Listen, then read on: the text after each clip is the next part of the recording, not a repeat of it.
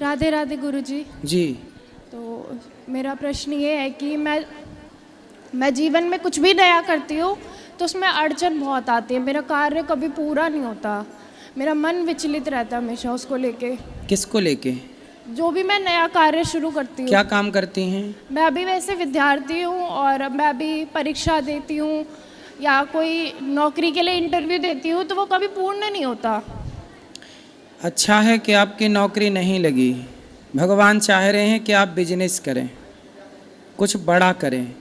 नौकर क्यों बनना है ये बताओ। आप कहाँ क्या पढ़े हैं बताओ? गुरुजी मैंने टीचर का कोर्स करा है। तो खुद का कोचिंग सेंटर खोल लो ना। नौकर क्यों बनना? उसे बेहतर चलाओ, उसे बेहतर काम करो, उसमें मन लगाओ। नौकर क्यों बनना है ये बताओ। नौकरी क्यों करना है? नौकरी वाले से ज़्यादा क्या आप खुद का काम करके नहीं कमा सकते? काबिलियत हो ना बेटा तो सब हो सकता है। वो काबिलियत ना हो तो फिर ज़िंदगी भर रोते रहो, इसके नाम का, उसके नाम का, भाग्य के नाम का, फिर ये रोना मिटेगा नहीं। तो गुरुजी जैसे कि अगर मेरे को कहीं एडमिशन लेना हो आगे पढ़ाई के लिए तो एडमिशन भी नहीं मिलता है गुरुजी मेरे को। एडमिशन क्यों नहीं मिलेगा? जो अच्छे कॉलेजेस हैं उनमें बात करो। हमेशा मेरे कार्य में हमेशा गुरुजी अड़चन आती है। मैं जब से विद्यार्थी हूँ 11वीं कक्षा से। अभी कितनी पढ़ाई शेष है आपकी? मेरी पोस्ट ग्रेजुएशन पेंडिंग है अभी। तो उसे ठीक करो, पढ़ो ना, पढ़ते भी रहो और पढ़ाते भी रहो और हिम्मत ना हारो। जीवन में असफल, देखो जीवन में रोने के बहुत बहाने हैं और काम करने वाले के लिए कोई बहाना नहीं है, सिर्फ काम। इसलिए हम कहते हैं कोई भी बहाना मत ढूंढो, ना भाग्य के नाम का बहाना, ना किस्मत का बहाना। बस मन लगा के पढ़ो और जितना पढ़ लिए हैं इतना भी बहुत है। आगे पढ़ लो, आपको एडमिशन मिल जाए, सब हो जाए, लेकिन जितना आप पढ़े हैं ना इतने से भी आप बहुत कुछ कर सकते हैं। धन्यवाद। आपके अपने खुद का कॉन्फिडेंस होना चाहिए। मैं कर सकती हूँ हर अच्छा काम, बिजनेस कर सकती हूँ, व्यापार कर सकती हूँ। क्या नहीं कर सकती हैं आप? खुद का छोटा सा काम कुछ भी स्टार्ट कर लो। करने से सब होगा, नहीं करने से आप पूरा ग्रेजुएशन कर भी लो, पढ़ लो, पीएचडी भी कर लो, तो करके भी फिर भी तो लोग भाग्य के नाम का रोना रो ही रहे हैं ना। जिनकी हो गई पढ़ाई पूरी वो कौन से खुश हैं? क्या आप पढ़ के खुश हो जाओगी? ये संसार की आज की पढ़ाई खुशी दे ही नहीं रही है। कोई भी बच्चा ना पढ़ लेने के बाद भी खुश नहीं है और ना पढ़ा हो तो भी खुश नहीं है। संसार की पढ़ाई केवल दुख दे रही है। इसलिए कहते पहले की पढ़ाई अच्छी थी, जो व्यक्ति को खुशियाँ देती थी। व्यक्ति पढ़ता ही इसलिए था खुश होने के लिए, आज पढ़ करके दुखी होता है। क्योंकि आज जो आप लोगों ने जो पढ़ाई की है ना, वो पढ़ाई केवल नौकरी पाने के लिए की है, केवल नौकर बनने के लिए। आपकी पढ़ाई आपको केवल नौकर बना सकती है, लेकिन हमारी सनातन की प्राचीन गुरुकुलों की पढ़ाई, चंद्रगुप्त को पढ़ाया, चाणक्य ने तो सम्राट बना के बिठा दिया।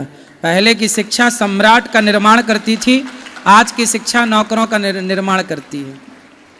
अंतर है ना बेटा। इसलिए हिम्मत ना हारो।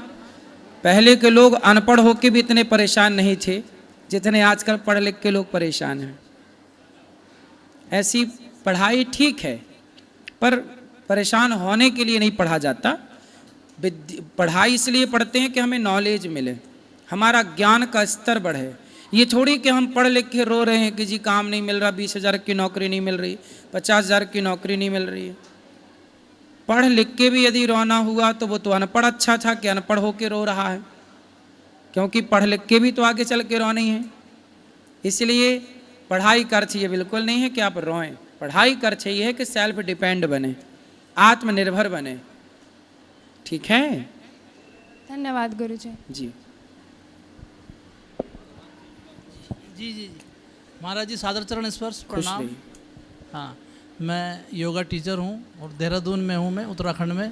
और ये मेरी श्रीमती जी हैं। ये योगा होता है कि योग होता है गुरुजी? सॉरी, योग तो योगा क्यों बोलते हैं? हाँ, वो गलती से निकल गया। योग अध्यापक हूँ। और ये मेरी श्रीमती जी हैं, ये शिक्षिका हैं गवर्नमेंट स्कूल में। तो महाराज जी एक प्रश्न था मेरा कि ईश्वर कृपा बड़ी है या पुरुषार्थ बड़ा है? पुरुषार्थ जब करता है व्यक्ति तभी ईश्वर की कृपा प्राप्त होती है। पुरुषार्थ करे नहीं तो ईश्वर घर बैठे कृपा क्या करेंगे? हाँ, ये इसलिए पुरुषार्थ करने वाले के साथ ईश्वर हैं, जी। पुरुषार्थ ना करने वाले के साथ ईश्वर नहीं है। गीता में भगवान बोले, अर्जुन तू अपना गांडीव उठा, चला, तू कर्म कर, कर्मण्येवाधिकारस्ते मां फलेषु कदाचित्, तू कर्म करता रह, मैं तेरे साथ हूं। और तू कर्म ही नहीं करेगा तो मैं तेरा साथ कैसे दूंगा, चाह कर भी कैसे दूंगा। इसलिए कर पहले, तू अपना पुरुषार्थ कर, जी तू अपना कर्तव्य कर, मैं हूं ना। जी जी तो जो करता है उसके साथ ईश्वर है, करते ही नहीं, घर पे खटिया तोड़ रहा है और कहे जी भगवान नहीं कृपा कर रहे हैं। भाई भगवान कृपा करें, पर ये बता तूने कुछ प्रयास किया? अच्छा, तो पुरुषार्थ से ही ईश्वर की कृपा होती है। पुरुषार्थ से ही भगवान की कृपा होगी। धन्यवाद गुरु तो पुरुषार्थ पहले नंबर पर, जी।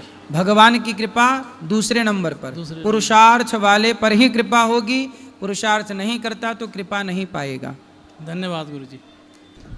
राधे राधे गुरु जी। जी आपके श्री चरणों में मेरा सादर प्रणाम है। खुश रहिए। और यहाँ पर आए हुए सभी भक्तगणों के चरणों में मेरा सादर प्रणाम है। और गुरु जी एक मेरी विनती है, अगर आपकी आज्ञा है तो मैं कहूँ। कहो। जी गुरु जी, मैं अपने बच्चे को आपके आश्रम में डालना चाहती हूँ। क्यों? वृद्धाश्रम है ये, काहे वृद्धाश्रम बच्चे को डालोगे? वृद्धाश्रम में नहीं, आपके गुरुकुल में डालना चाहती। अच्छा, तो कितना बड़ा बच्चा है? यही मेरा बच्चा तो है। घर पे क्यों नहीं पढ़ा रहे हो वहाँ जहाँ हो? घर में पढ़ाती हूँ गुरु जी, मैं मुंबई से आई हूँ, कल्याण से, और मैं पढ़ाती भी हूँ इंग्लिश मीडियम से, अच्छे स्कूल में पढ़ाती हूँ। लेकिन आपने कहा कि पढ़ लिख के नौकर बनने से अच्छा है कि गुरुकुल में पढ़ के शिक्षित बनो। ना, शिक्षित देखो जहाँ हो वहीं पढ़ाओ। गुरुकुल में ऐसे सब पढ़ने आएंगे तो यहाँ इतनी क्षमता नहीं है कि हजारों बच्चों को रखा जाए। बराबर गुरु तो जी। ऐसा है जहाँ हो वहीं पढ़ाओ, और वहीं पढ़ाते हुए घर पे भगवत गीता पढ़ाओ, अच्छे संस्कार दो। पढ़ता है गुरु जी, रामायण गीता गीता पढ़ाओ, रोज बिल्कुल। पढ़ता है वो बच्चा। आप जहाँ पढ़ा रहे हो वहीं पढ़ाओ, समय समय पर कथा सुनाने यहाँ ले आया करो। जी। हम जो बताएंगे उस पर चलेगा तो अपने आप उसे गुरुकुल वाले संस्कार ही घर बैठे प्राप्त होंगे। यदि सारे लोग अपने बच्चों को लेकर यहाँ आ जाएंगे तो कैसे सब संभव है? नहीं गुरु जी। हम तो केवल इसलिए काम कर रहे हैं ताकि आप समाज के लोगों को ये प्रेरणा मिले कि भैया सब लोग एक एक गुरुकुल बनाएं। जी देखो जितने भी धनवान लोग हैं जो बना सकते हैं वो यहाँ से प्रेरणा लें और अपने अपने क्षेत्र में गुरुकुल बनाए बढ़िया तरीके के। मैं अब एक स्कूल बनाने जाऊंगा आगे, एक विद्यालय कक्षा 1 से लेके 12वीं तक, जहाँ CBSE बोर्ड तो होगा जी। परंतु साथ में शिक्षा के साथ बेहतर संस्कार देने का मैं प्रयास करूंगा। जी। तो मैं एक विद्यालय बनाऊंगा जी। और आप सबका आशीर्वाद रहा तो वो विद्यालय भारत के कोने कोने में भी बनेंगे। जी पर आप सब सहयोग करें, आशीर्वाद दें तो। जी। मैं चाहता हूं कि भारत की शिक्षा प्रणाली बदली जाए। सरकार तो देखो जितना बदलना था बदल दी, सरकार के भरोसे होना नहीं है। अब हम और आप सब कर सकते हैं, करें तो हम देखो, मैं किसी और के नाम पे रोता नहीं हूं कि जी सरकार नहीं कर रही है वो। मैं कहता हूं मैं खुद करके दिखाऊं। जी बदलाव परिवर्तन हम आपसे क्यों कहें कि आप बदलाव करो, क्यों ना हम स्वयं बदलाव की शुरुआत करें खुद से, जी अपने से। जब हम अपने को हम एक विद्यालय बनाने का मन रख रहे हैं कक्षा 1 से 12वीं तक, बहुत जल्दी बनेगा। आपके बच्चे जहाँ हैं, आप माँ हो और आप वृंदावन आई हो, सत्संग करती हो, मेरा विश्वास है कि यदि आपके बच्चे केवल कथाएं सुनते हैं, गर्मी की छुट्टी में 7 दिन 14 दिन के लिए आ जाया करो, कथा सुना करो, और जब समय मिल जाए तो घर बैठे टीवी पे भागवत की कथा दास अनिरुद्ध जो कहता है सुनवाया करो। आपके बच्चे घर बैठे भागवत सुनेंगे तो संस्कारी हो जाएंगे। लेकिन गुरुजी मैं आप सबके बच्चों को, एक कोशिश तो मेरी है शिक्षा को बदलाव की, पर वो टाइम लगेगा पर होगा जरूर गुरुजी। लेकिन इच्छा है मेरी कि आप ले लीजिए अपने चरणों में। 10-20 माँ बाप रोज आते हैं, हाथ जोड़ के सबको निवेदन करके घर भेजना पड़ता है, संभव ही नहीं है ना। जो देखो 150 बच्चे यहाँ रह रहे हैं, अब जितनी कैपेसिटी है उतने हैं, अब बच्चों को रखना मतलब बहुत जिम्मेदारी है। तो गुरुजी कब आपका स्कूल खुलेगा, ये जो आप बोल रहे हैं? जल्दी मैं प्रयासरत हूँ, आगे हर इच्छा पर होगा जरूर। एक दिन में नहीं होगा पर एक दिन जरूर होगा। तो उसमें एडमिशन कैसे मिलेगा? उस समय जब स्कूल खुल जाएगा आपके आसपास ही, तो अपने आप एडमिशन होगा वहाँ। जी हम तो मुंबई रहते हैं। मुंबई में भी खुलेगा, इसमें क्या है? नहीं गुरुजी, हम वृंदावन में डालना चाहते। मुंबई में तो पढ़ा ही रहे हैं जितना भगवान ने अपने को दिया है। चिंता ना करना, वहीं पढ़ेगा, बढ़िया पढ़ेगा। आप जहाँ वहीं पढ़ाओ, बस जोड़े रहो। पतंग आकाश में है पर धागे से जुड़ी रहती है। जी राधे धागे राधे। से जुड़ी रहेगी तो वो खतरे में नहीं है, धागे से टूटेगी तो खतरे में चली जाएगी। गुरुजी, जब अपना धाम आशीर्वाद से सत्संग दीजिए से बस। टूट जाएंगे बच्चे, अपने को अलग कर लेंगे तो खतरा है। जी गुरुजी, जुड़े रहेंगे अपना तो खतरा आशीर्वाद है। दे दीजिए। आशीर्वाद।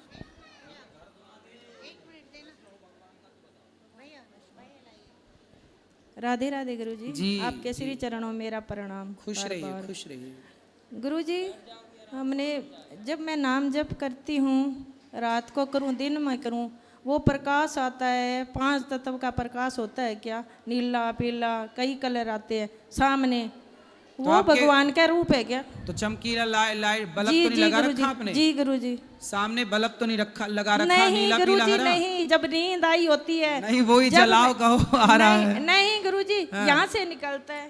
कहाँ? बार बार निकलता आपकी है। बिंदी से? हाँ जी गुरुजी। तो बिंदी लाल भी नहीं, रहेगा। जब से 20 सालों से मैंने ज्ञान ले रखा है। गुरु आसू महाराज, आसूदेव महाराज है, हाँ। वो तो समाधि ले चुके हैं, लेकिन जब से जिस दिन उन्होंने मेरे सिर पे हाथ रखा उसी दिन से ही तो कहाँ ज्योति निकलती है? यहाँ से हमें तो नहीं दिखाई पड़ रही है। ध्यान लगाती हूँ तब, जैसे अच्छा। काम कर रही हूँ, बर्तन साफ, कोई भांडा बर्तन तो आपके काम झाड़ू कोई भी बच्चों ने काम देखा? करूँ तो मैं ध्यान लगाती हूँ। तो गुरुजी वो जो प्रकाश रूपी है ना, वो पता नहीं, अब मैं तो किसी को पूछा तो क्या भगवान का रूप होता है। ठीक है, ध्यान लगा के भगवान का चिंतन करो, सही है, भगवान दिखें ये भी अच्छा है। ठीक है जी गुरुजी। और एक बात और है कि 5 सालों से लॉकडाउन 5-6 साल हो गए होंगे, तब से भागवत से जुड़ी हूँ, लेकिन घर वालों पे असर नहीं हो रहा, थोड़ा बहुत ही, सिर्फ मैं ही असर करती हूँ। सुबह लगाती हूँ, अनसुनी करते तो हैं। आप सुनती हो तो आप पे असर हुआ, घर वाले सुनते नहीं होंगे? मैं आवाज करती हूँ कम कर देती है, मैं आवाज करती हूँ कम कर देते हैं कौन? घर वाले ही। कौन? पति? जी, पति सुनते नहीं कथा? बहुत कम सुनते हैं शराब पीते हैं? ना, वैष्णव है पूरा घर, अच्छा, बच्चे अच्छे हैं, तो पति भी कथा अच्छा नहीं है। सुनते फिर क्या सुनते हैं? मोबाइल चला लेते हैं। मुन्नी बदनाम हुई सुनते होंगे? नहीं नहीं, ऐसी तो कोई बात नहीं है, फिर लेकिन नहीं गुरुजी। और गुरुजी, भक्ति कैसे बढ़ेगी? कथा सुनते रहो, भक्ति बढ़ेगी। ज्ञान, भजन भाव बहुत आते हैं, और ये सोचती हूँ कि मेरे अंदर इतनी भक्ति उतर जाए कि सब कुछ भूल जाऊँ।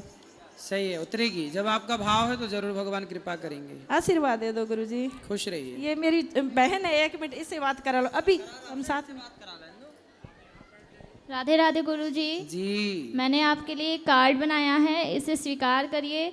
और आज मेरी दादी का पोथी पाठ था, तो सबको आशीर्वाद दीजिए, मेरी मैया, मेरे बाबा, मेरे भाई, सबको। खुश रहिए। सबको आप कहिए तो पढ़ के सुनाऊं? हाँ, सुना दीजिए। राधे कृष्ण गुरुजी, हम लोग आपको बहुत मानते हैं गुरुजी, आप अपना आशीर्वाद हम लोग पर बनाए रखिएगा। तो दिया ज्ञान का भंडार हमें, किया भविष्य के लिए तैयार हमें, हैं आभारी हम आपके गुरुजी, दिया ज्ञान अपार हमें। बंद हो जाएं जब सारे दरवाजे, नया रास्ता दिखाते हैं आप, सिर्फ किताबी ज्ञान नहीं, जीवन जीना सिखाते हैं आप। धन्यवाद। सुंदर, बढ़िया, अच्छा आपने लिखा है, समझ लिया भावों को आपने। खुश रहिए। आ जाओ, दे दो यहाँ से। क्यों घूम रही हो मैया? बैठ जाओ एक जगह तो मिल जाएगा। राधे राधे गुरुजी। जी मैया, बैठो। राधे राधे गुरुजी। हाँ मेरी मैया, राधे राधे। मैंने अपनी जो जी गुरुजी, मैंने जो कुछ पूछना था वो आपसे ऊपर बात हो चुकी है, लेकिन जो नंबर डिस्प्ले हो रहे हैं उन्होंने मुझे ऊपर बताया था कि आचार्य जी से संपर्क करिए। हाँ, लेकिन वो अभी 3 दिन बाद आएंगे और हमको राजस्थान जाना है। क्या कोई ऐसा कांटेक्ट नंबर मिल सकता है जिससे मैं, आपने जैसे कहा कि वही लोग आपसे कांटेक्ट कर लेंगे, लेकिन उनका प्रॉपर अगर कांटेक्ट नंबर मिल पाएगा जी, तभी हम उनसे कांटेक्ट में रहेंगे ना, वरना तो पता ही नहीं पड़ेगा कि हम किससे कांटेक्ट में रहना है? जो वहाँ पे ऊपर जो लोग बोल रहे थे कि आचार्य जी से संपर्क करिए आप इस विषय में। मैंने आपको बताया था कि मैं अपनी सेवाएं देना चाहती हूँ गुरुकुल में। हाँ, तो ऊपर ना आप अपना नंबर दे जाओ, जब हमें जरूरत पड़ेगी हम बुला लेंगे आपको। तो सर कहाँ देना है? कार्यालय में ऊपर जाओ। ऊपर ऑफिस में। ठीक है। राधे राधे गुरु जी। आपके चरणों में कोटि कोटि प्रणाम। जी मैं मुंबई डोंबिवली से हूँ। मैं अभी कल ही मतलब एक तुलसी माला डाला, उसके विषय में आप बताइए क्या क्या मैं मतलब भक्ति कर सकूँ। आपका यूट्यूब जैसे 2 साल से मैं आपके मतलब इसमें हूँ जुड़ा। शराब तो नहीं पीते होंगे? नहीं। मांस खाता था, 2 साल से छोड़ दिया गुरुजी। ठीक है, बस शराब मांस ना खाओ, सदा अच्छे रास्ते पर चलो, पैसे कमाओ, परिवार का ख्याल रखो, माँ बाप की सेवा करो, पत्नी का ख्याल रखो, बच्चों को श्रेष्ठ संस्कार दो। यही इस तुलसी की सार्थकता है। बाकी कोई परहेज?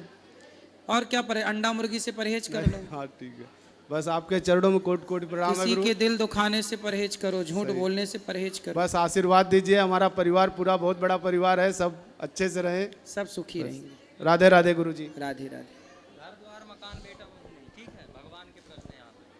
राधे राधे गुरुजी। जी गुरुजी, हमारा प्रश्न ये है कि हमने 20-25 साल लगभग पहले गुरु दीक्षा हमें मिला, पर उसका कोई ज्ञान नहीं, कोई पालन नहीं की। अब आपके मुख से सुनती हूँ कथा, तो पता चला कि गुरु जी का कितना महत्व है, गुरु का पालन करना चाहिए। पर गुरु तो पधार गए हैं और उनका मंत्र जपने के लिए याद भी नहीं है, और लिखे हैं वो, पर बहुत बड़ा है, तो कैसे जपे? हमें राधा राधा जपती हूँ। तो ठीक है, राधा राधा जपो, तो कोई दोष लगेगा नहीं? कोई दोष नहीं, भगवान का नाम जपो। जी गुरुजी, यही प्रश्न है। गुरुजी, जैसे एकादशी को, मंगलवार को, रविवार को तुलसी जी में जल नहीं डालना, तो जैसे अब रविवार तो रविवार है, सोमवार को एकादशी हो गया, फिर मंगलवार हो गया, तो 3 दिन आजकल के दिन में तो रह नहीं पाएगी जल के बिना, तो कैसे जल डालें? किसको? तुलसी जी में। तुलसी जी में जल चढ़ाओ, किसने मना किया? जैसे आप लोग बोलते हैं ना, तोड़ते नहीं है, तोड़ने का मना है, जल चढ़ाने का नहीं। जल चढ़ा सकते हैं। जी गुरुजी, राधे राधे। ठीक। और किसका सवाल? राधे राधे गुरुजी। जी बेटा। आपके चरणों में कोटि कोटि प्रणाम। खुश रहिए। मेरा एक क्वेश्चन है, सीता माता को लंका में खोजने के लिए हनुमान जी क्यों कहे थे? राम जी नहीं जा सकते थे? राम जी जा सकते थे, पर हनुमान जी गए तो हनुमान जी का यश बढ़ा। भगवान चाहते हैं कि मेरे से ज़्यादा मेरे भक्तों का यश हो। राम तो चाहते तो एक बाण मारते तो रावण मर जाता, रावण लेके आ जाता सीता मैया को, पर राम जी को अपने भक्तों का यश बढ़ाना था। हनुमान जी ना जाते लंका तो आज सुंदर कांड कैसे होता? फिर हनुमान जी की महिमा कैसे होती? फिर गली गली हनुमान जी की आराधना पूजा कैसे होती? तो भगवान अपने भक्तों का यश बढ़ाने के लिए जो काम भगवान खुद कर सकते हैं वो काम अपने भक्तों से कराते हैं, ताकि भक्तों का भी यश बढ़े। तो हनुमान जी के यश बढ़ाने के लिए ये कार्य भगवान ने किया। गुरुजी, हम आपके लिए कुछ लाए हैं। क्या? गिफ्ट। ठीक है, दे दो।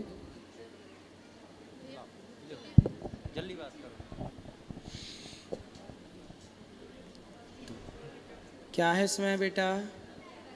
है मिठाई?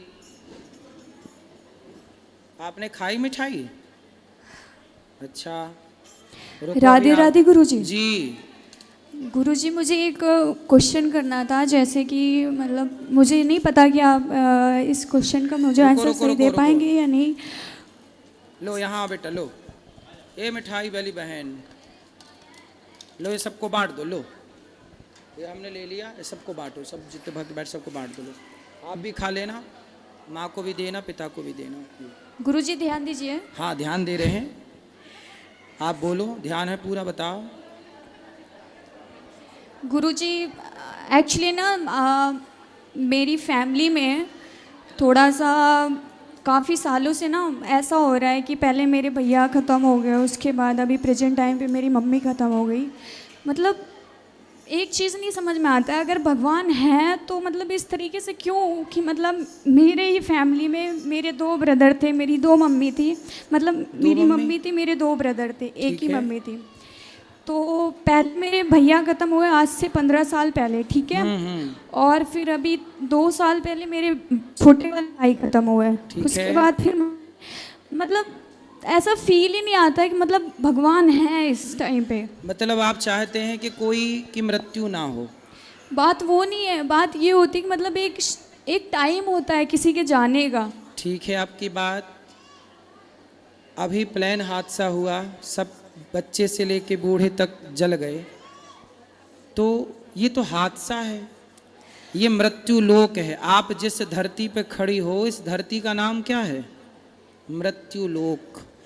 हर व्यक्ति अपनी उम्र लेके पैदा होता है, जितना उसको ईश्वर ने टाइम दिया है रहता है, और फिर उसको बुला लेता है अपने पास। गुरुजी वो बात तो सही है, बट पता है मैं अपनी मम्मी के बिना रह नहीं पा रही हूँ। सही कितने बताओ। साल हो गए मम्मी को गए? अभी 1 साल नहीं हुआ, अक्टूबर में 1 साल हो जाएगा। क्या हो गया था आपकी माँ को? साइलेंट अटैक था। अटैक। और पिताजी हैं आपके? जी। और भाई बहन कितने हैं आप लोग? हम पहले तो 2 भाई थे, 3 बहनें हैं। अभी प्रेजेंट टाइम पे 3 बहनें हैं बस, और पापा। 2 भाई कहाँ गए? एक्सपायर हो गए दोनों भाई। उनको क्या हो गया? बड़े वाले भैया को करंट लगी थी, छोटे वाले भैया की किडनी फेल थी। सही है, दुख का पहाड़ है ये। माँ भी चली गई, भाई भी चला गया। पिता क्या करते हैं? कुछ नहीं, अभी करीब 1 साल पहले उनका भी एक्सीडेंट हुआ था, तो उस टाइम पे उनको थोड़ा सा मेजर था, तो इसकी वजह से उनके पैर में दिक्कत है, तो चल नहीं पाते। पहले उनका बिजनेस था, अभी नहीं है। मैं अभी जॉब कर रही हूँ, मेरा ग्रेजुएशन चल रहा है। मैं मतलब ये पूछना चाह रही थी, मतलब मैं आपको काफ़ी टाइम से देखती हूँ, बट आप जो चीज़ें बोलते हो मुझे ना उस चीज़ पे है यकीन है, बट ऐसा ना जब से मेरी मम्मी गई है ना, तो मतलब ऐसा लगता है कि दुनिया में कोई चीज़ है ही नहीं। ठीक है, आप ये मान लो कुछ नहीं है, तो ये मान के भी क्या पाओगी? कुछ नहीं पाएंगे, बस एक क्वेश्चन था मन में, ये चीज़ चल रही थी। क्या क्वेश्चन है कि ईश्वर है कि नहीं? नहीं, ये तो है कि नहीं वाला क्वेश्चन है ही नहीं। मेरा तो है? ये क्लियर है कि नहीं है, क्योंकि आप इस चीज़ को मान लीजिए, एक ही फैमिली, इतनी बड़ी दुनिया में एक ही फैमिली के ऊपर इतनी सारी चीज़ें। क्यों? अभी जो प्लेन हादसा हुआ उस समय तो उसके माता पिता 2 बच्चे थे, चारों एक्सपायर हो गए। तो ये केवल आपकी फैमिली के साथ ऐसा हुआ? आज ही सूचना मिली कि एक बस खाई में गिर गई, उसमें 10 लोगों की मृत्यु हो गई। परिवार तो रहा ही होगा उसमें। बेटा ये मृत्यु लोक है, मैं भी एक दिन मरूंगा, आप भी एक दिन मरेंगे, सबको मरना है। जब केदारनाथ में 2012 में 2013 में जब केदारनाथ में आया, वहाँ पे पानी इत्यादि का, तो बहुत लोग मारे गए थे, आपदा थी वो। अभी यूक्रेन युद्ध चल रहा है, रसिया यूक्रेन का, कितने लोग यूक्रेन में मारे गए, परिवार के परिवार, घर के ऊपर मिसाइलें गिर गई। पाकिस्तान में और हिंदुस्तान का भी युद्ध हुआ, कितने लोग मारे गए। तो भाई ये मृत्यु लोक है। बेटा मैं आपके दुख से सहमत हूँ कि दुख बहुत बड़ा है, लेकिन आप अपने दुख को लेकर ये सोचें कि नहीं ईश्वर तो है ही नहीं। चलो आप मान लो कि ईश्वर नहीं है, तो ईश्वर नहीं है ये मान के आपको क्या प्राप्त होना है, और ईश्वर है ये मान के नुकसान क्या है? चलो आप सारी जिंदगी यही मानो कि ईश्वर नहीं है। ईश्वर नहीं होता तो ये बताओ कि आपकी माँ फिर चली कहाँ गई? कहाँ चली गई? मर के आदमी जाता कहाँ है? बताओ फिर, उत्तर दो, कहाँ जाता है मर के? तुम्हारी माँ कहाँ चली गई? लोग कहते हैं कि मतलब जिस टाइम पे उनका हुआ था, तो ये चीज़ मतलब बोलते थे कि वो उनको स्वर्ग मिल गया, अब उनको इस योनि में जन्म नहीं ठीक मिलेगा। है। ये बताओ मरने के बाद आदमी कहाँ जाता है? आप अपने दिमाग से बताओ, कहाँ जाता है मरने के बाद? जहाँ तक अभी तक मैंने सुना है यही कहा जाता है कि मतलब कि भगवान के पास चले गए। अब तो ऐसा। और आपकी माँ आई कहाँ से थी? वहीं से। कहाँ से? भगवान के पास। तो जहाँ से आई थी वहाँ चली गई। मैं अब आप ये कह रही हो कि भगवान के घर से आई थी, भगवान के घर चली गई, और आप ये भी कह रही हो कि मैं ईश्वर को नहीं मानती। वो देखिए, ये बात नहीं है कि मतलब भगवान के यहाँ चली गई, भगवान के यहाँ, मतलब मेरा मानना ये है, लोग ये, मैंने यही चीज़ बोली कि लोग ये कहते हैं कि मतलब कि वो भगवान के पास चली गई, भगवान के यहाँ से ही आई थी, बट एक ये चीज़ है ना कि बिलीव नहीं है आपके, मुझे नहीं है। आपके बिलीव करने ना करने से क्या होगा? क्या उल्लू को सूर्य नजर आता है? नहीं। तो क्या ये मान लिया जाए कि सूर्य नहीं है क्योंकि उल्लू को दिखाई नहीं पड़ता? जैसे उल्लू को सूर्य नजर नहीं आता पर सूर्य तो है, इसी तरह अज्ञानवश कोई ईश्वर को नहीं देख पाता वो उसके अज्ञान का दोष है। ईश्वर तो है, आप मानो ना मानो, सत्य तो है बेटा, आप स्वीकार करो या मत करो, ये सत्य है। हम मृत्यु लोक में बैठे हैं, हमें मरना पड़ेगा। आपकी माँ चली गई, भाई चले गए, ये बहुत बड़ा दुख है। हम आपके दुख में आपके साथ हैं, लेकिन आप कहो कि अब मैं ईश्वर को नहीं मानती। माँ जिंदा थी तब आप ईश्वर को मानती थी, भाई जिंदा था तब आप ईश्वर को मानती थी, अब ये चले गए तो आप ईश्वर को नहीं मानती। इसका मतलब तो ये हो गया कि आप ईश्वर की परिभाषा अपने हिसाब से तय करेंगी कि जब तक ईश्वर सब बेहतर रखेंगे तो हम ईश्वर को मान लेंगे, जब ईश्वर बेहतर नहीं रखेंगे तो हम ईश्वर को नहीं मानेंगे। ये तो परिभाषा आपने अपने हिसाब से मैनेज कर ली, जबकि परिभाषाएं हमारे हिसाब से नहीं होती। जो है वो है, आप उसे स्वीकार करो या मत करो। सुदामा इतने गरीब थे, नरसिंह मेहता का जवान बेटा मर गया, नरसिंह मेहता जी का जवान बेटा मर गया। लोगों ने कहा भाई रो लो, तुम्हारा बेटा मर गया। नरसिंह जी बोले क्यों रो ले भैया, कहाँ से आया था? बोले ईश्वर के घर। कहाँ चला गया? ईश्वर के घर। जब उसकी संपत्ति उसके पास चली गई तो मेरा तो था ही नहीं। मीराबाई के पति मर गए, लोगों ने कहा मीराबाई थोड़ा रो लो। मीरा बोली क्यों रो लें? बोले आपके पति मर गए। मीराबाई बोली मैंने जिसको अपना पति बनाया है वो कभी मर ही नहीं सकता, और जो मर गया वो मेरा कुछ था ही नहीं। भाई ये बताओ, हमने बेटा रिश्ते हमने बना लिया, ये हमारी माँ है, ये हमारा बाप है, ये हमारा बेटा, यही तो रिश्ते होते हैं। हम इन रिश्तों में इतने जकड़ जाते हैं कि हमें लगता है ये मेरी माँ के बिना मैं नहीं रह सकती, मैं पति के बिना नहीं रह सकती, मैं पुत्र के बिना। ये मोह है, आपने ही जबरदस्ती पकड़ रखा था। जबकि ये संसार ऐसा है, मृत्यु इतनी निर्दयी है कि वो ये नहीं देखती कि ये माँ है कि बच्चे हैं कि बूढ़े हैं कि जवान हैं। इसलिए बेटा हमें रहना तो संसार में ही है, इसलिए संसार के नियमों का उल्लंघन नहीं कर सकते। संसार में नियम ये है कि ये सृष्टि चल रही है, आपने घड़ी पहनी है तो उसे किसी ने बनाया होगा तब तो आपने पहनी, कोई बनाने वाला होता ही नहीं तो आप घड़ी कैसे पहनती? आपने जो टी शर्ट पहनी है इसे किसी ने बनाया है कि बिना बनाए बन गई? जी किसी ने बनाया तभी तो पहने हैं। आपकी आँख है, आपकी आँखों में दिखता है, इस तरफ वाइट है, बीच में काली है पुतली, तो ये बिना बनाए बनी कि किसी ने बनाया होगा? नहीं बनाए हैं तभी तो। फिर तो जिसने बनाया है आपको वो कौन है? आप भी तो बिना बनाए नहीं बन सकती थी ना, आपको किसने बनाया है बताओ? भगवान। फिर जिसने आपको बनाया है आप कह रही हो कि मैं उसे नहीं मानती, केवल इसलिए नहीं मानती क्योंकि मेरी माँ चली गई, क्योंकि मेरा भाई चला गया। ठीक है, वो दुख है, दुख अलग विषय है, पर सत्ता को नकारना ये तो अलग ट्रैक पे आप चली गई। सुदामा इतने गरीब थे, आज सुदामा की तरह कोई गरीब हो तो वो तो यही कहेगा मैं ईश्वर को नहीं मानता, मैंने तो इतनी भक्ति की, पर क्या मिला? सुनो, द्रौपदी को जानती हो? जी। कौन है? नहीं, इतना नहीं पता मुझे। कृष्ण की बहन है, अर्जुन की पत्नी है, पांडवों की पत्नी है, जिसका चीरहरण हुआ था। जी। द्रौपदी के 5 बेटे थे, 5 बेटों को मार दिया अश्वत्थामा ने, जबकि वो तो कृष्ण भगवान की बहन थी ना। तो भगवान की बहन के बेटों को मार दिया। अभिमन्यु मार दिया गया, अभिमन्यु तो सगा भांजा था भगवान कृष्ण का, पर मृत्यु तो भैया राम के पिता हैं दशरथ, मर गए।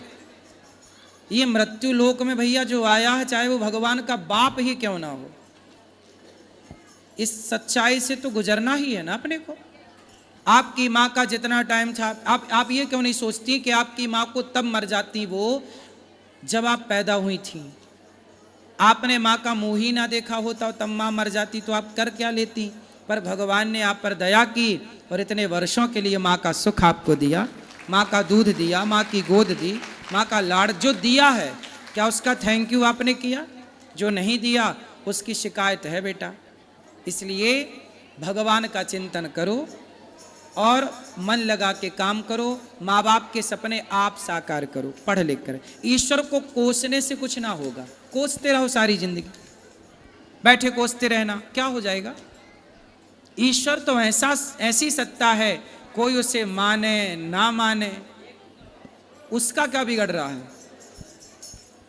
ईश्वर अपने, देखो आप ये क्यों नहीं सोचती हो, जो व्यक्ति कोई पाप करता है तो उसके पाप का दंड उसे मिलना चाहिए कि नहीं? मिलना चाहिए। मिलना चाहिए।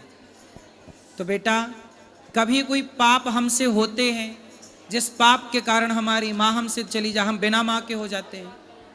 अब जो बच्चा पैदा होती उसकी माँ मर गई, क्यों मर गई भैया? इसको माँ का प्यार नहीं मिला, मतलब इसके भाग्य में माँ का सुख था ही नहीं। क्यों नहीं था? क्योंकि इसके पिछले जन्म का कोई ऐसा कर्म रहा होगा जिस कर्म से इसकी माँ का सुख इसे नहीं मिलना था। आप ये भी तो सोचो कि आप आज खड़ी हो, तो आप आज खड़ी हो यहाँ, इसके पहले भी आप कुछ कर रही थी, पिछले जन्म में कोई कर्म आप कर रही थी, उस कर्म के कारण आपको ये जन्म मिला। इस जन्म में माँ नहीं मिली, भाई मिला, इतना दुख मिला। भाई ये कर्म दंड है ना बेटा। भीष्म पितामह ने बाणों की सैया पे क्यों लेटे? क्योंकि पिछले किसी जन्म में सांप को फेंक दिया कांटों के ढेर में। जब हम कोई पाप करते हैं तो पाप का दंड हमें तो मिलता ही है ना बेटा, दुख के रूप में। आपको दुख हो रहा है तो ये दुख क्या है?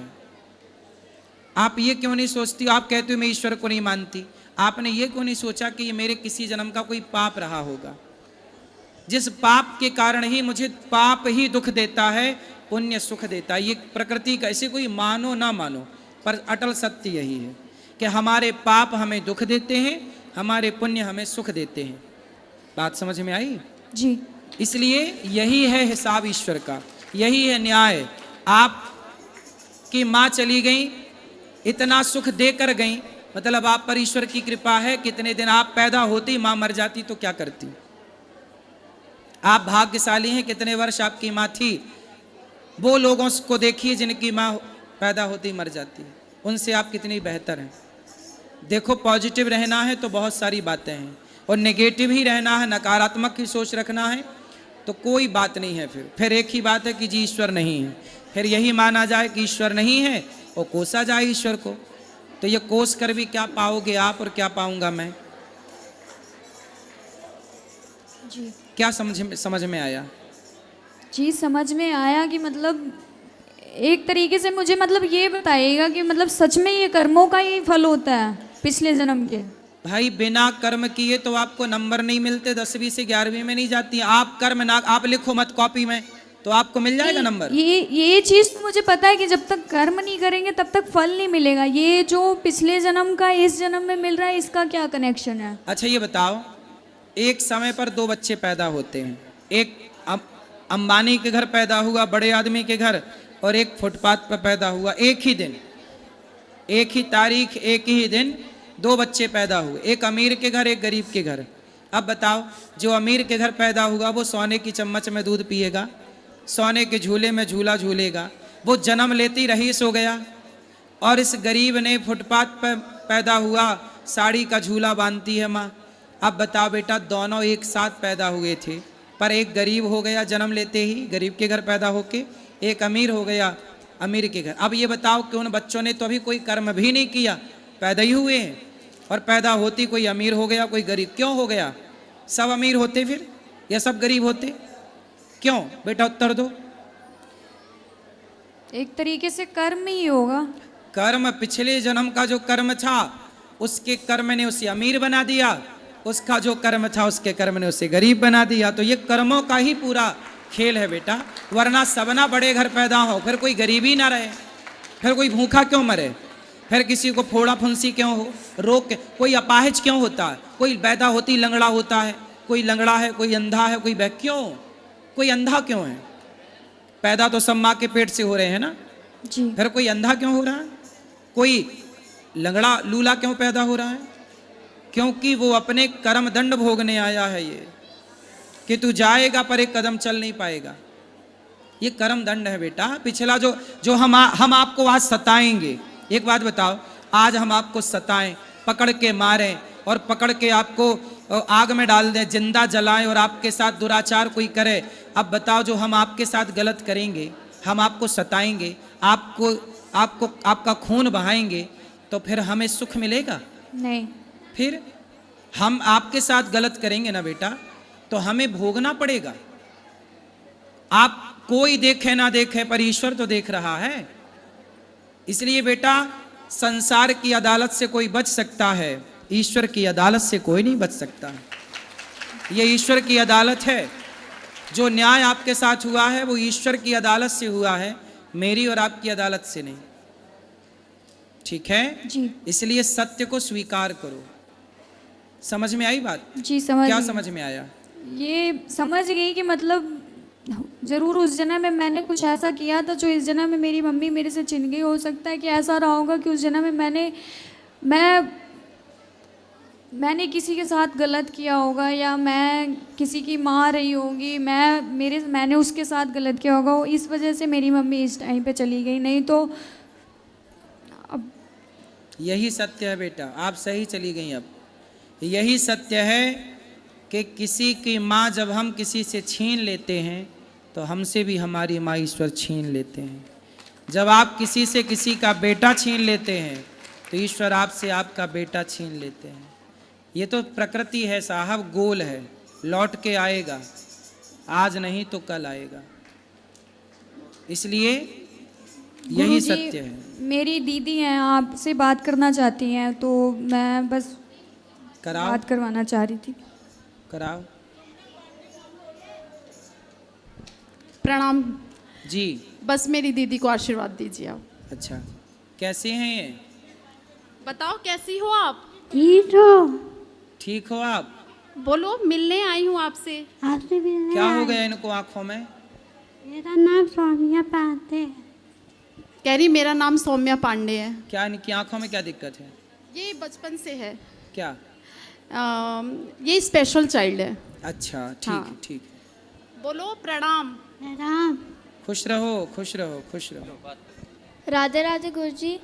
जी हनुमान जी ने वो पहाड़ क्यों उठाया था? हनुमान जी ने पहाड़ पर्वत क्यों उठाया था? पहाड़ क्यों उठाया? लक्ष्मण जी को शक्ति लगी तो सुखैन वैद्य ने कहा कि संजीवनी बूटी ले आओ। अब संजीवनी बूटी हनुमान जी लेने तो गए, पर हनुमान जी को पता ही नहीं चला कि इनमें से कौन सी संजीवनी है।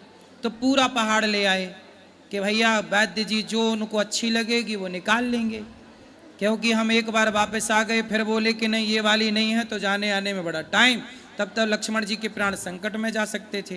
तो हनुमान जी पूरा पहाड़ ले आए। धन्यवाद गुरु। प्रणाम गुरुजी।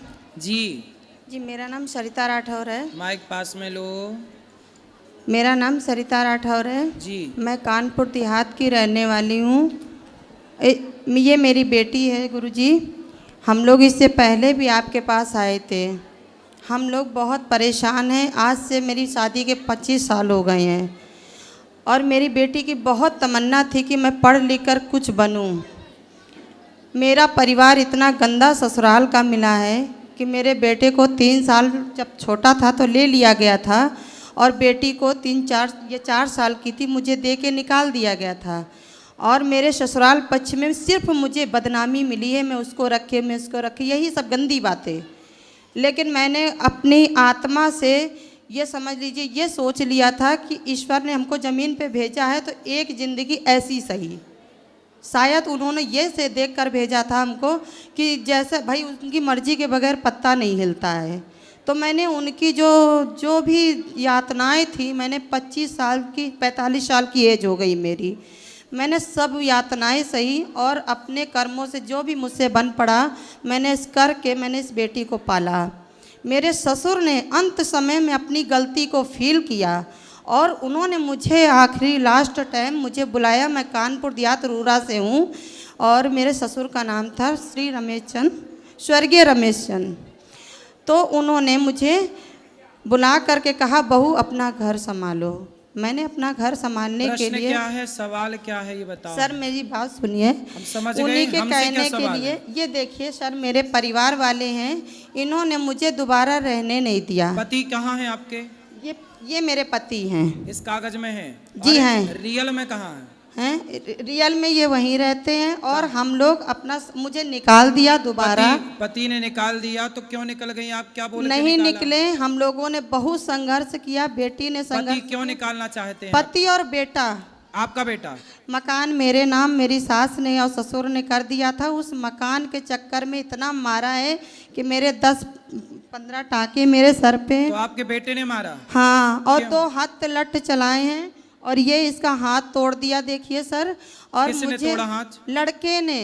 क्यों ऐसा लड़का उद्दंड है? और बता नहीं रहे, उन्होंने नंद उन्हें ले लिया था और उसको अपने हिसाब से पाला है। क्यों ले लिया आपने, क्यों दे दिया? मैंने उनको नहीं दिया था। देखिए क्या हो रहा है कि जब हम रहना चाह रहे हैं, ऐसे वो समय भी रहना चाह रहे थे, उस समय भी मेरे ऊपर बहुत कुछ हुआ। और अब नंद ने और मेरी सास मिलकर करती थी, तो चले आए थे। फिर तो नंद कितनी है आपकी? 3 नंद है सर। तो तीनों की शादी नहीं हुई? तीनों की शादी, ये मेरी छोटी नंद है और ये मेरी बड़ी नंद है और ये बड़ी नंद है और ये उनके बेटी दामाद हैं। इनके भी फैमिली है सर। ये अपने फैमिली से तो बहुत अच्छी से बेटियों की देख रेख करते हैं और शादी ब्याह की है, लेकिन क्या उनको ये नहीं लगता कि मेरी भी एक बेटी है, मेरी भी तमन्ना है कि वो अपने घर में रहे और पढ़ लिख कर अच्छी ससुराल मिले, उसकी भी शादी हो। सबकी तमन्ना होती है तो सर। ननंद लोग आपका घर फुड़ा रही हैं? फुड़ा नहीं रहे, ले लिया। अब तो हम रोड पे रह रहे हैं। और मेरा भाई ना होता सर, वो बैठा है पीछे, तो आज हम लोगों का इलाज ना होता। हमें तो इतना मारा था और प्रशासन भी मेरा साथ नहीं दिया। और डीएम के पास गए थे तो उन्हें अंदर हुए, लेकिन वो छूट गए सर। और मैं पूजा बहुत करती हूँ। ये ननदों को क्या हो गया है, बताओ। ये देख, घर फोड़ाने पे लगी रहती हैं कुछ ननदें। हम आए थे ये तीनों ने, और इनको बल्कि मैंने बोला भी कि मेरी अपनी बेटी की तरह इसकी अपनी ये बेटी को समझो, इनको ये भी तो जानो कि इसको भी तमन्ना, अपनी इसकी भी ससुराल जाने की इच्छा है। तो इसको अगर ऐसे कैसे मैं रास्ते पे भटकती हुई छोड़ दूंगी, इसकी ससुराल हो जाएगी सर कैसे? जब कमा के नहीं खिला पाएंगे तो रोड में रह के इसकी शादी कर पाएंगे? आप बताइए। भले ना वो हमें लड़के को समझाओ, पुत्र को समझाओ सर। नहीं, 25 सालों पे नहीं समझा पाए। इसकी हमारी एक बात समझिए सर कि हमने ये जो लड्डू गोपाल हैं, हम उनकी सेवा करते हैं। मेरा सामान तक नहीं उठाने दिया। सामान उठाने गए थे तो इतना मारा हम लोगों को कि घर के अंदर, और कहते दुनिया वालों से ये रहती नहीं है घर में। इसीलिए मैंने लाइव आए कि मैं रहती ना होती तो वहाँ आती क्यों मुझे। और अगल बगल के जो इच्छाराम दुबे हैं और गपवंत तिवारी हैं, ये मोहल्ले के लोग हैं। सामने एक बागेश्वर धाम से जुड़े हुए हैं, बोर्ड बागेश्वर का लड़का लगाए हुए हैं, लेकिन इतना दंड कमाता है कि उसने मेरे लड़के के साथ मिलकर बहुत कुछ किया। मोहल्ले वालों ने एका करके, मतलब कि तुम आने नहीं देंगे, यहीं मिट्टी कर दो और हम लोग गवाही दे देंगे पुलिस वालों को, मर गई होगी कैसे भी। ऐसे मोहल्ले वालों ने इसको उठवाने। बेटी से बात कराओ जी, लीजिए बात। राधे राधे गुरुजी। राधे राधे। किसने मारा आपको? सर भैया ने मारा था। हम लोग गए थे अरे वो अभी अप्रैल में गए थे हम लोग सामान उठाने के लिए, सिर्फ अपना सामान लेने गए थे क्योंकि हम लोग रोड पे रह रहे थे। और जैसे ही हम लोगों ने घर में एंट्री करी, मोहल्ले वालों ने, किसी ने हम लोगों को स्टेशन पे देख लिया होगा, उन्होंने घर में इन्फॉर्म कर दिया। बाहर भाई तुरंत ही तैयार बैठा हुआ था, उसने नट उठाए और हम लोगों को मारता हुआ बाहर तक, मतलब। तो आपका भाई ऐसा क्यों है कि आपको मारता है? सर अभी तक हम लोग सही से 4 सालों से रह रहे थे। हम आपको बताएं कि मतलब वो दादी ने पहले निकाल दिया था, लेकिन जैसा कि मम्मी ने बताया कि पापा ने मेरे बुला लिया था, फिर दादी भी एक्सपायर हो गई। फिर हम लोग 4 सालों से घर में अच्छे से रहे, बल्कि हम लोग बहुत अच्छे से रह रहे थे। लेकिन अभी ये जो लास्ट वाला रक्षाबंधन गया है, इसमें मेरी बुआ आई थी छोटी वाली, जिनका नाम है पम्मी राठौर। उनकी शादी झींझक में हुई है। वो जब से आई थी और उसी तो के आई थी तो आके गई नहीं? सुनिए गुरुजी, बता रही हूँ कि उसके 15 दिन बाद से मेरे पापा और भाई उन्हीं के घर जाके रहने लगे। फिर 6 महीने वो लोग वहीं रहे और हम लोगों ने अपने घर पे रूरा में मतलब सारे काम किए। चाय की ठेली वगैरह हम लोगों ने सब स्टॉल वगैरह लगाए, वहाँ पे काम भी किया। तो मेरा भाई वहाँ पे हम लोगों को आता था, मारपीट करता था। मेरे मामा काम तो करते थे। आपने पुलिस कंप्लेंट नहीं की? भाई ने हाथ तोड़ दिया? की थी सर, लेकिन वहाँ पे पुलिस वाले, मेरा भाई अच्छा काम करता है, प्रॉपर्टी डीलर है और कांटे बाट का वेट एंड मेजरमेंट का काम करता है। अनुज राठौर नाम है उसका। तो उसका लाइसेंस है संजय स्किल कंपनी के नाम से। तो पुलिस वाले, मतलब जो थाना है रूरा थाना, वो हम लोगों के कंट्रोल में उन लोगों के है। तो वहाँ पे कुछ हुआ नहीं। फिर जब हम लोग गए थे घर पे, तो हम लोगों को जब मारा गया तो हम लोगों ने लोकल पुलिस थाने से कुछ नहीं किया। मम्मी तो ऐसे ही, मतलब ऐसी कम गंभीर अवस्था में डीएम के गई थी। हम लोगों का वो लगता है गबरपुर, क्या लगता है, ठीक है। माती अकबरपुर में गए थे तो सर उन्होंने मेरी मदद की, उन लोगों को अंदर किया, लेकिन थोड़े एक ही दिन बाद वो लोग फिर बाहर आ गए। मोहल्ले वालों ने, गप्पन तिवारी ने उनको बाहर निकाल लिया, इच्छाराम दुबे और अमन शर्मा ने। तो आप लोगों की क्या गलती थी, ऐसा क्यों कर रहे हैं वो? वही तो हम जानना चाह रहे हैं सर, इसीलिए हम लाइव आ करके ये बोल रहे हैं सब लोगों से कि मैंने तो कभी किसी का बुरा नहीं चाहा, क्योंकि मैं वहाँ ज़्यादा दिन रही नहीं। फिर मुझसे छोड़िए, चलिए मुझसे दुश्मनी है, पर ये लोग बहुत मानते, बागेश्वर को मानते हैं, पूजा बहुत भी करते हैं, सूरज देव को जल देते हैं। इतनी पूजा पाठ करते हुए भी एक लड़की की तरफ नहीं उन्होंने देखा कि आखिर उस लड़की का क्या कसूर है, और वो उसका भी हक है अपने घर में रहने के। मेरे से क्या प्रश्न करना है, कोई सवाल? सर ये हम पूछ रहे हैं कि मेरा सामान बाहर नहीं आया लड्डू गोपाल का, तो मैंने फिर से यहाँ से लड्डू गोपाल लिए हैं। सही है, ले लो, पूजा करो, इनकी बुद्धि समय के साथ ठीक होगी, और ननंद को भगवान देंगे उसको दंड, यदि उसने फोड़ाई है घर तो, कि जो किसी का घर फोड़ाता है, जो किसी का घर तोड़ता है, भगवान कहते हैं कि तुमने किसी के घर में आग लगाई तो फिर तुम अपने घर को बचाना पाओगे। भैया मेरा ये भाई है, इसकी वजह से आज हम जिंदा बैठे। भैया आपका ख्याल रखेंगे, आगे भी रखेंगे, और घर में सब ठीक होगा धीरे धीरे। धन्यवाद। पति बच्चों को कभी ले आना हमारे पास। वो अब हम बेटे की मानते, हमारी नहीं मानते। अगर हमारी मानते होते तो वो सद रास्ते पे चलते। आएंगे आएंगे, चिंता ना करो। गुरुजी आपके चरणों मेरे सत प्रणाम। खुश रहिए, खुश रहिए। गुरुजी राधे राधे जी। मेरा 3 प्रश्न है। पहला प्रश्न ये है कि बोलते हैं कि डायनासोर होते थे पहले के ज़माने में, तो क्या ये सच है? क्योंकि साइंटिस्ट को भी हमेशा कुछ ना कुछ हड्डियाँ, कुछ ना कुछ उनकी चीज़ें मिलती रहती है, उसका प्रूफ। हाँ तो रहे होंगे भाई। रामचरितमानस में लिखा है लंका कांड में कि जब राम जी लंका गए तो समुद्र में इतनी बड़ी बड़ी मछलियाँ थीं, समुद्र में इतने बड़े बड़े जीव थे कि वो ये समझिए कि इतने बड़े जीव थे कि कई कई हाथी को वो एक साथ खा सकते थे। अब हाथी को जो 1-2 बार में खा जाए, 4-6 हाथी को, वो कितना बड़ा रहा होगा। ऐसे ऐसे जीवों के बारे में पुराणों में मिला है। तो जब था ऐसा तो डायनासोर जैसी चीज़ें भी रही होंगी, अब शेष मिल रहे हैं तो रहे होंगे। बिल्कुल जीव, बड़े बड़े जीव थे उस टाइम पर। जी गुरुजी। और दूसरा प्रश्न ये था कि आप बोलते हो कि ऐसे लोगों से दोस्ती किया करो जो भगवान की भक्ति करते रहे, और बोलते हो कि ऐसे लोगों से दोस्ती किया करो कि जो पढ़ाई में तेज़ हो। तो मेरी एक दोस्त है जो पढ़ाई में तो तेज़ है पर भगवान को नहीं मानती, तो क्या करूँ मैं, दोस्ती रखूँ कि नहीं रखूँ? भगवान को क्यों नहीं मानती? वो बोलती है कि इंडिया कभी आगे नहीं बढ़ पाएगा जो भगवान को फालतू में मानते, इसकी वजह से इंडिया कभी आगे नहीं बढ़ पाएगा और सब देश आगे बढ़ जाएगी। हाँ, पाकिस्तान बहुत आगे बढ़ गया, श्रीलंका बहुत आगे बढ़ गया, बांग्लादेश बहुत आगे बढ़ गया। हाँ, पूछना अपनी मूर्ख सहेली से कितना आगे बढ़ गया। हाँ। उससे बोलना बेटा सबसे आगे भारत ही है। जी गुरुजी। उससे बोलना सबसे आगे कौन? भारत। हाँ, सबसे आगे आज भी भारत है पूरी दुनिया में। किसमें? भगवान को मानते इसीलिए। भगवान को मानते इसलिए तो आगे है, पर पूरी दुनिया में सबसे ज्यादा चरित्रवान लोग कहीं पाए जाते हैं तो भारत में पाए जाते हैं। चरित्रवान, उससे बोलना चरित्र जहाँ है, संस्कार जहाँ है, संस्कार और चरित्र से हम बड़े हैं। और किससे कोई बड़ा बनता है? क्या नहीं है हमारे पास? सारे देशों के पास परमाणु हैं, हमारे पास परमाणु बम है। क्या नहीं हमारे पास बताओ? टेक्नोलॉजी नहीं है कि क्या नहीं है?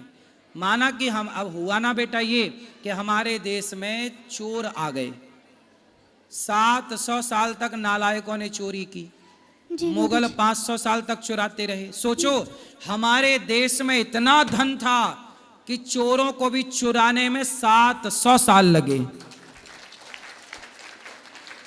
500 साल मुगलों ने चुराया, फिर 200 साल अंग्रेजों ने चुराया, और उस इतना चुराने के बाद भी आज पूरी दुनिया की तीसरी चौथी हम अर्थव्यवस्था हैं पूरी दुनिया की। इतनी चोरी होने के बाद तो हमारे देश में चोर काहे आए? हमारे देश में कुछ था तब ना आए। हमारा देश सबसे आगे था, अब चोर चुरा के ले जाए। तो फिर स्ट्रगल करना पड़ेगा, फिर आगे बढ़ना पड़ेगा, फिर कमाओ। तब कमा रहे हैं 70 साल से। कहाँ आपकी सहेली? वो अभी हम लोग बॉम्बे में रहते हैं तो वहीं पे है। अब उसको क्या बोलोगी आप? बोलूँगी, उसको भी ये वीडियो दिखाऊंगी कि गुरुजी ने मेरे को ऐसा रिप्लाई किया है। ठीक है। बोलना कि भारत की रोटियां खाती हो तो भारत का गुणगान गाया करो। भारत की रोटियां खाना, गुणगान विदेशों का गाना। जी। और बोलना गुरुजी- उसको। जी। और गुरुजी, मेरी मैया और बाबा को आपसे दीक्षा लेनी थी, तो कल कितने बजे आ सकते हैं? सुबह 8 बजे। 8 बजे। जी गुरुजी, राधे राधे। खुश रहिए। राधे राधे गुरु जी। जी। रघु जी, मैं आपको श्लोक सुनाऊं? सुनाओ। धर्म क्षेत्रे कुरुक्षेत्रे समवेता युयुत्सवा मामका पांडवाश्चैवा किम कुर्वत् संजय। दूसरा श्लोक महाराज जी। संजय। संजय।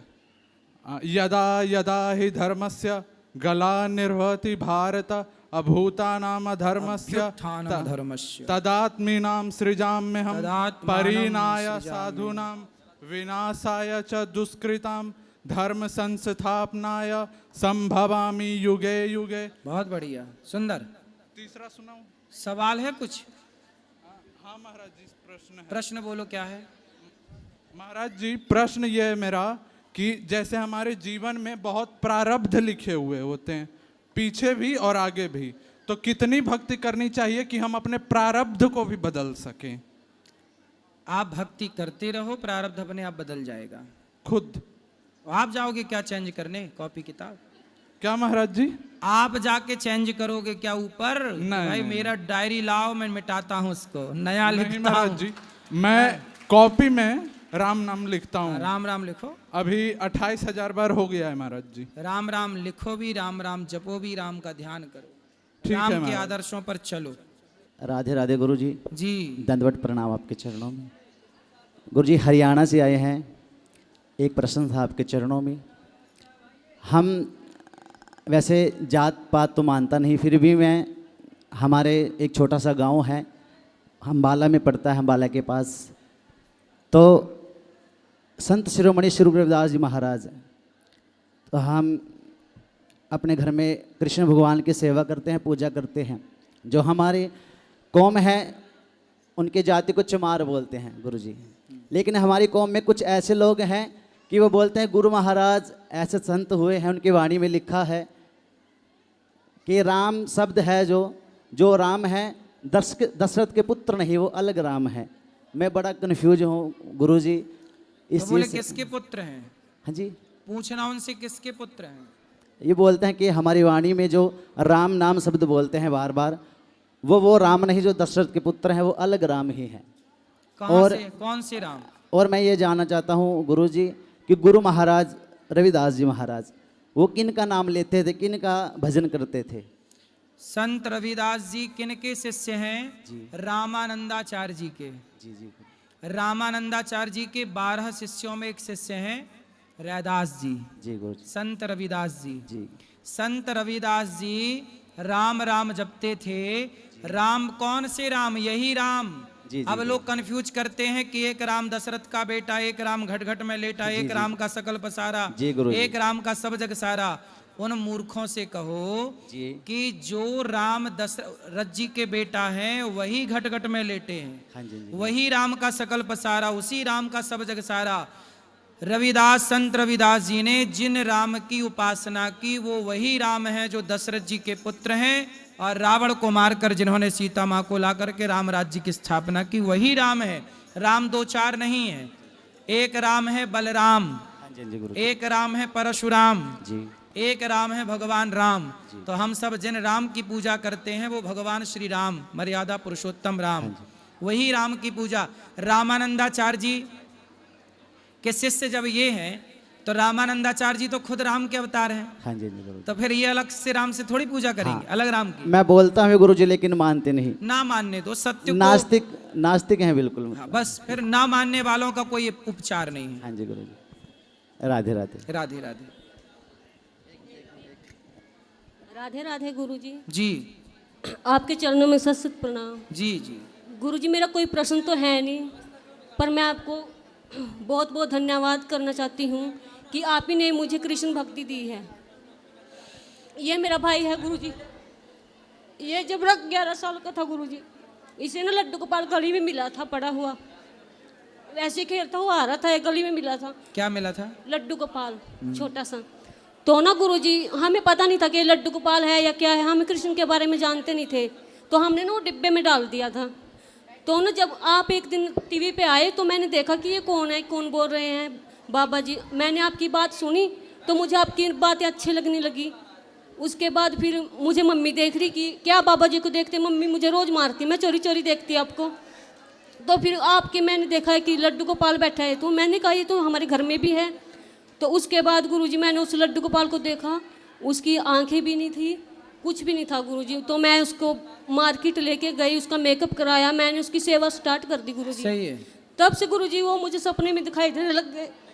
अच्छा है, भगवान ने आपको स्वीकार कर लिया।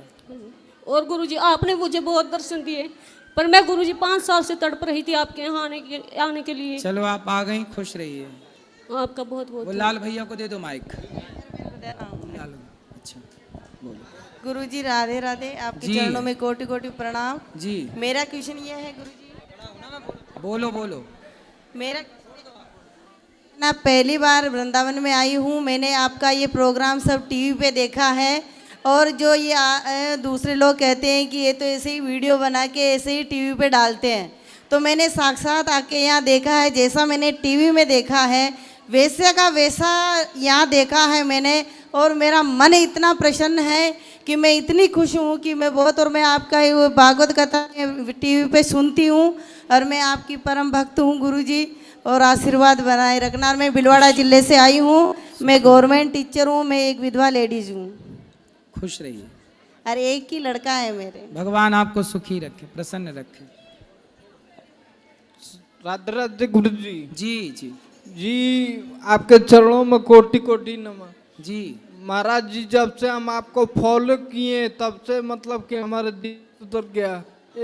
ये लॉकडाउन से पहले हम जैसे कि आप वो आपका प्रोग्राम दिख रहे थे, उसमें आप श्रीमन नारायण नारायण जपने के लिए बोल रहे थे लॉकडाउन से पहले।